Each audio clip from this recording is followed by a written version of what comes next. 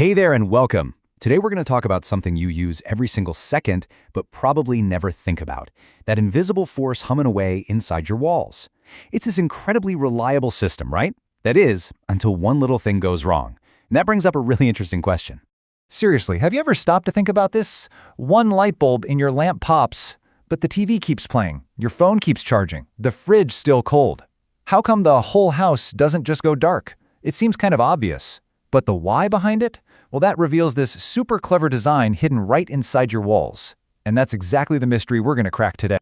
Okay, so to figure this out, we've got to go behind the scenes. We need to follow the journey that electricity takes, from way out on the power lines all the way to your outlets.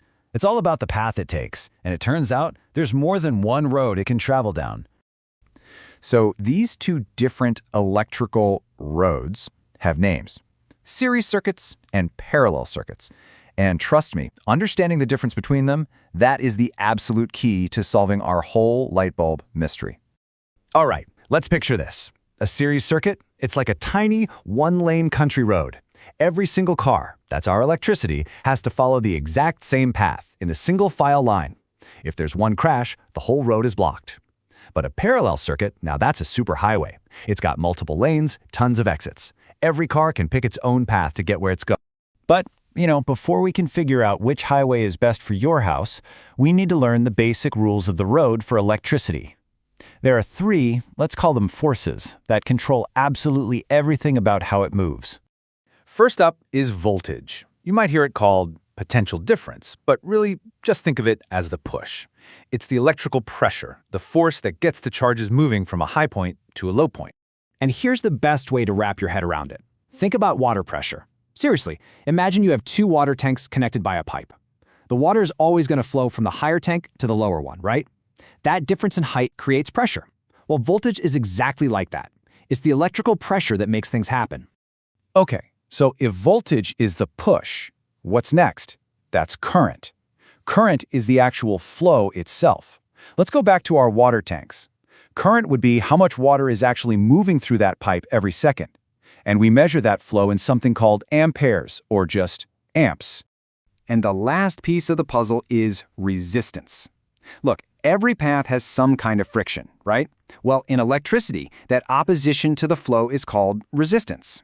In our water analogy, it's like a kink in the hose or a narrow part of the pipe that slows the water down. So you've got the push, the flow, and the thing trying to stop the flow. How do they all relate? It all comes together in this one beautiful, simple equation called Ohm's law. Basically, it just says that if you want more flow, more current, you have two choices. Either get a stronger push, more voltage, or clear the path a bit, less resistance. It's this perfect little balance that runs like pretty much all of modern electronics. Okay, so we've got the rules of the road down. Now, let's talk about the road itself. What's it made of? Let's look at the actual materials that we use to control this incredible power and, keep ourselves safe. When it comes to electricity, it really just boils down to two kinds of materials. You've got conductors. Think of the copper inside your wires. They have super low resistance. They basically say, come on through to the current. Then you have insulators, like the rubber or plastic on the outside of the wire. They have crazy high resistance. They're the stop signs. They're to protect us by blocking the flow. But what about protecting our actual gadgets, our TVs, our computers? Well, for that, we have the fuse. Think of it like a little bodyguard for your electronics. It's a special, weak link in the chain, a wire that's designed to melt and break the connection if the current suddenly surges too high. It literally sacrifices itself to save your much more expensive stuff. All right, we've talked about the push, the flow, the resistance, the materials that let it go and stop it. We officially have all the clues. It's time to go back to that very first question and finally solve this light bulb mystery. And here it is, the big reveal. Remember that single-lane road, the series circuit? If one light bulb on that road burns out, it's like a bridge collapsing. The entire road is now blocked. No more traffic can get through. Everything goes dark. But in a parallel circuit, our superhighway, each light has its own lane, its own exit ramp. If one bridge collapses on one ramp, who cares? The traffic just keeps flowing on all the other lanes. Everything else stays on. And that's the answer. That's it. The reason your house works the way it does is because it's wired up with parallel circuits. Every single outlet, every light switch is on its own little branch. And this design is, well, it's perfect for a house, for a couple of really important reasons.